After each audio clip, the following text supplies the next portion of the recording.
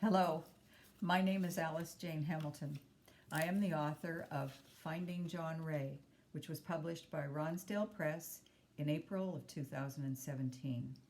Dr. Rae was my great-great-granduncle, an Arctic explorer, a Hudson's Bay Company chief factor, and a physician.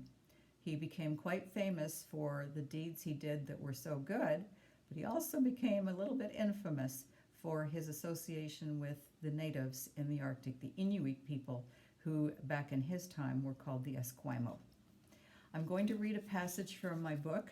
It relates to when John Rae was on a mapping expedition in 1854 on the Boothia Peninsula in the Arctic. And he made a couple of discoveries, one of which was highly contested, but in fact turned out to be true.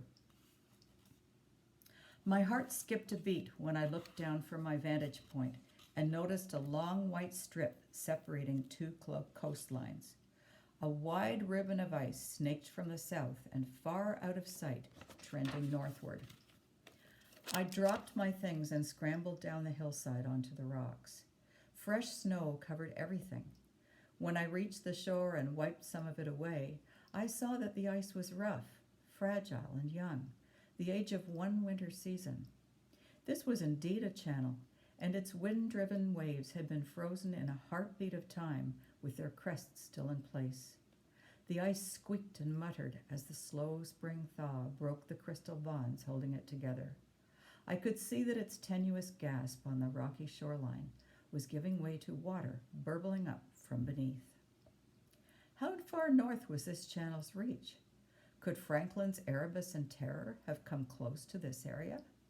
Were they on the floor of the polar sea somewhere out there, or beset in pack ice and still visible? I climbed the hill again and took up my telescope.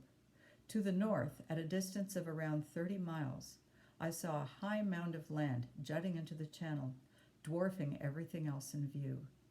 The map depicted the mass as part of the mainland, but I suspected this was not the case.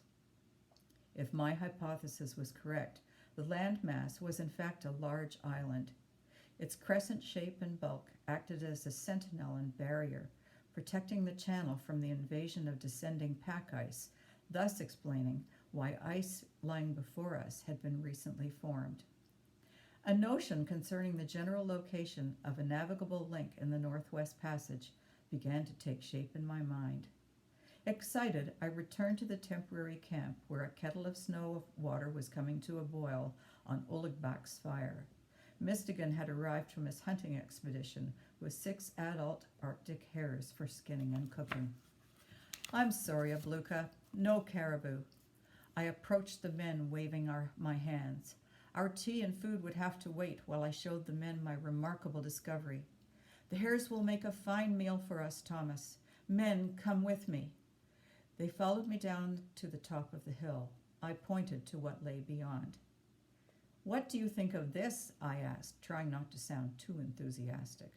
There was a moment of silence, brief discussion between the two men in Cree, and then Uligbak replied, "The ice is young, Abluka. It travels from north to south, and it looks to go far. When it is warmer and the birds have arrived, maybe winds and currents can move about on its waters to join with the rest of the polar sea."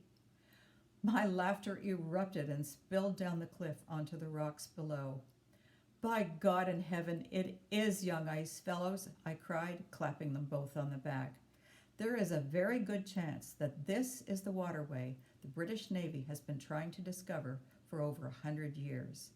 I suspect this may be part of the missing link in the Northwest Passage." And the story goes on. There are ups and downs and turbulent times for John Rae and the people around him. But he plodded on, he stuck to his truth, and to this day he is known for many accomplishments, including finding the fate of the Franklin expedition on that very same trip that he was taking in 1854, and discovering the missing link in the Northwest Passage. Thank you for listening. I hope you'll enjoy the rest of the book.